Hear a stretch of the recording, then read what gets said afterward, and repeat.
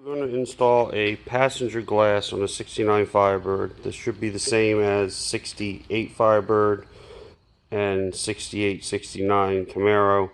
67 is going to be slightly different because 67 has the vent window up front. So here's our factory glass that we're going to be installing. The glass holding sawhorse, you can get those at like Harbor Freight. They're not expensive and they're really good to have around for things like this and holding body panels to work on them. Now, these nuts use a 7/16 socket, and as you can see, they have little teeth on them. These are specific nuts for this glass.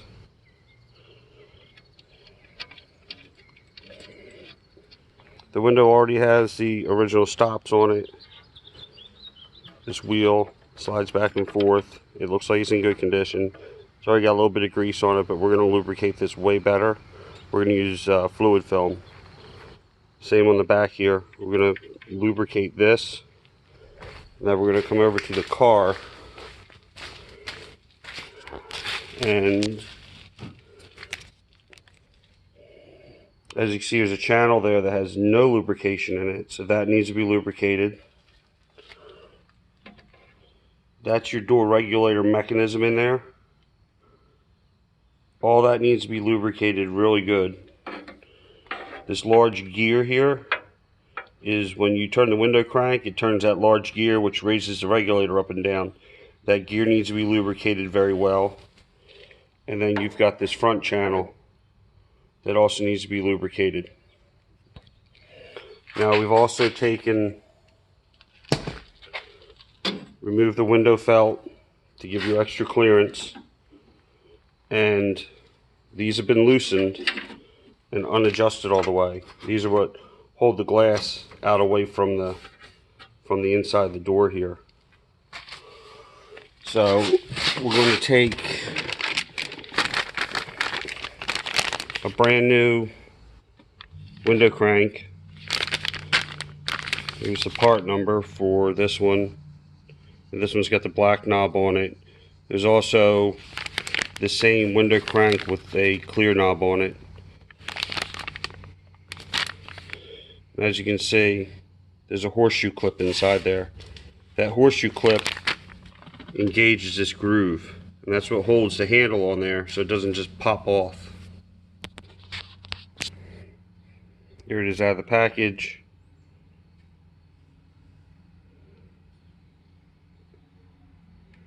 There's a clip. Make sure and note the way that clip is on there, because if it's not on the right way, you may not engage the groove and it may pop back off. Also may make it more difficult to get this back off later once the job is fully done. Now we're not doing the door panel or anything like that because the car still needs to go to paint and it's about a year out. So for right now we're just going to put the glass in so the car is drivable, because we're in fall now. It's getting a little chilly to be driving the car at night. Now on these handles, this knob is supposed to spin. It's very tight. So I'm sure over time it'll work its way loose. But as you can see, it doesn't want to really move, but it is supposed to spin. Okay, so for now we're going to take this clip and we're going to pop it off on the floor and put this on here, because we're going to use this to raise and lower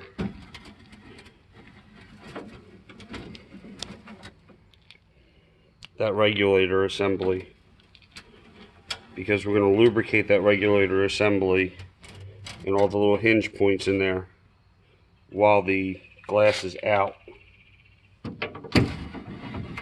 Like I said, we're going to use fluid film. A lot of people probably use just regular grease, or they'll use white lithium. I like using the fluid film because if it drips, and it will drip down in the door, it'll also protect down in there from rust in the bottom of the door. Also, it doesn't have a chemical smell, and it doesn't seem to harden up over time like lithium does.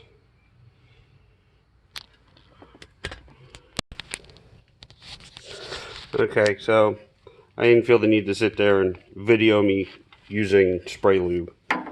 But you can see that front channel is full of lube. The gear is all sprayed. Down inside there is all sprayed where it contacts the other gear. All the joints in there are sprayed. There's a secondary channel back in here. That's a little challenging. You need to use the straw in the can. Stick it through the door and stick your hand in through another spot in the door and like bend it around so it'll face there, because there is a slider in that. Now, here, hold the light. We're gonna roll this up. And you can see this is all sprayed now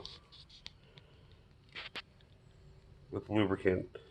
This will protect your plastic sliders from going bad prematurely, sliding against just the raw metal. It'll also make the window a lot easier to go up and down. So as you can see, that is all lubricated. And again, you turn the crank handle, you see the gear coming up. As the gear comes up, the regulator goes down. And I took this up and down several times just to make sure that the lubricant got everywhere as we needed it to go. Now, you need to position your regulator in a certain spot, because that hole right there is one of the holes that the glass hooks into on this regulator. So you need to move this whole assembly so that you can get to both. If you go too far, it'll just come off. So you're going to go into that slotted hole, and you're going to go into this hole.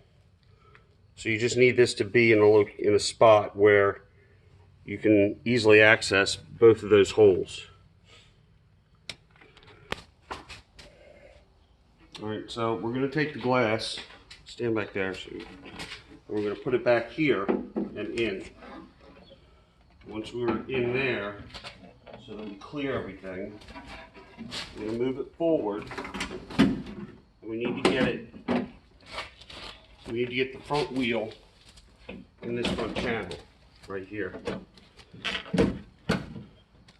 It's going to be a little challenging because you also have to get it past this stop right here. It has to get underneath this channel, because that's what stops the glass from going too far up. So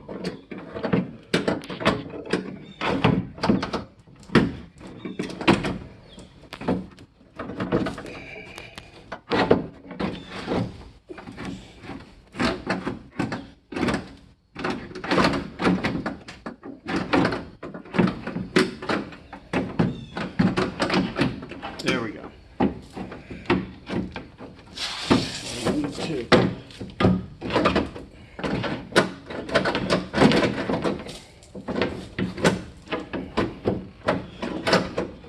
need to maneuver this to get down in here, and then this needs to get back. It needs to slide into the rear channel.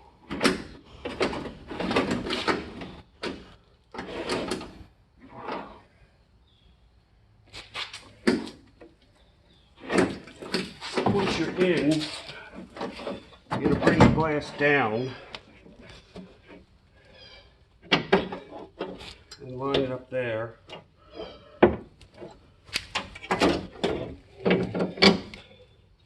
And then you're going to put a nut on This is a lot easier with an extra set of hands. Go ahead and pause it. Alright, now since I had somebody hold the glass, these nuts are started on here, front and back. You're going to take a 7/16, so you're going to tighten them hand tight. You don't want to go crazy because you're dealing with a stud that's hooked through the glass, and you really don't want to snap that off. That'll ruin your day or week. So we'll tighten those up, and then we'll come back over here, and you can usually see the marks. I left this loose, but you can see where these washers were tightened down from the factory for a long time. So these will get tightened up. And there's a bolt here at the bottom of that front track that I have loose. And then we'll come back and we'll adjust these and tighten them also. Okay, so this is tight. This is tight. We tighten up here. We tighten up these two adjustable ones on the front track. The top is going to get tightened also. You can still see, again, the mark where the factory was. And the same here. Just like little tooth marks from where the adjustment originally was. So before we go and adjust these hold-offs, we're going to lower the window all the way down. As you can see, it still sticks up a little bit. We'll run it up.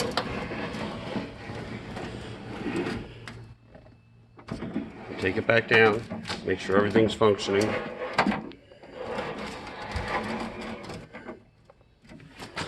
And we're going to take and install our window felt for now, because if you do not install the window felt, even though it's going to have to come back off so you can paint the car, if you don't install the window felt, the glass will bang against the metal of the body right there when you're driving. And on the flip side, if these inside stops aren't adjusted, you hear it banging against the inside of the door. So here's the window felt. This one actually is felt. I believe these also come in rubber. I think it's all in what you want. Different styles and different chrome probably. Now these clips are going to engage in these slots. Now on a final install, and the screw's not here, right there, that screw hole, a screw will go into there, a Phillips head, and that's what holds the back of the window felt from moving. And then you also have another screw hole up here in the front of the door for the same purpose. Now this particular felt does not have holes pre-drilled in it, so you would have to measure and punch the hole through it. Now when you install this, see, we're not going to do that right now because this is all going to get pulled back apart eventually for the body shop. When you install this, get some light. So you've got 3 tabs on each thing here. Those 3 tabs don't go in the holes, okay? Only the center tab.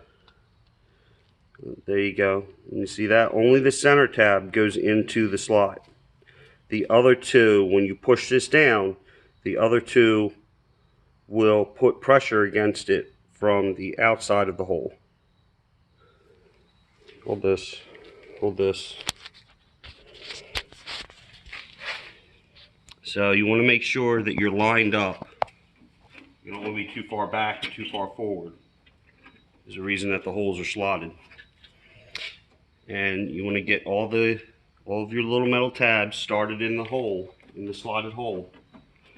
and then you're going to push down.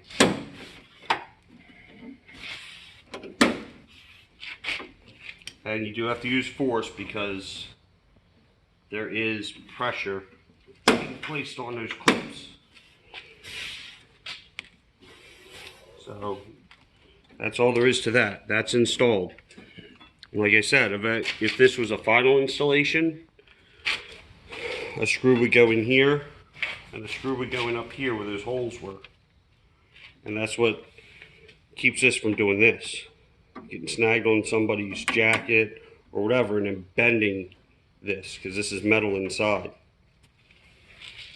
Now, we have that installed. You can take your 7/16 and you go push this back up where it's supposed to be. You go tighten it down. You want to make sure these are square to the glass and that they're not twisted one way or the other. And again, you're gonna basically make it hand tight. Don't go crazy and snap the bolt off or strip the hole in the door.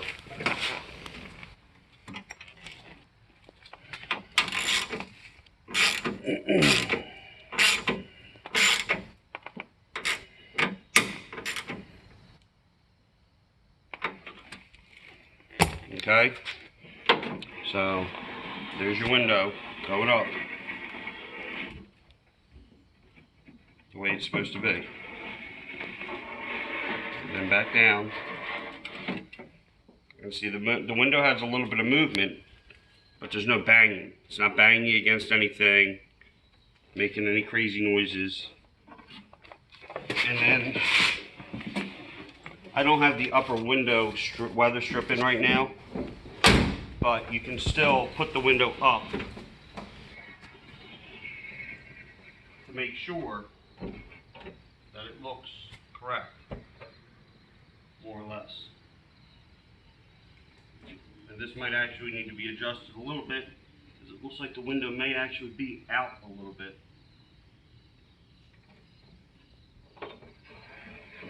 This one may be slightly out of adjustment, but there's also adjustment in this channel. This channel might be pushed in too far. But again, I don't have the weather strip in because the weather strip gets glued, and all of this is going to need to be removed again for the body shop to do the paint job, to cut it all in properly. So I'm going to take this back off. You take your clip, install it back in there again.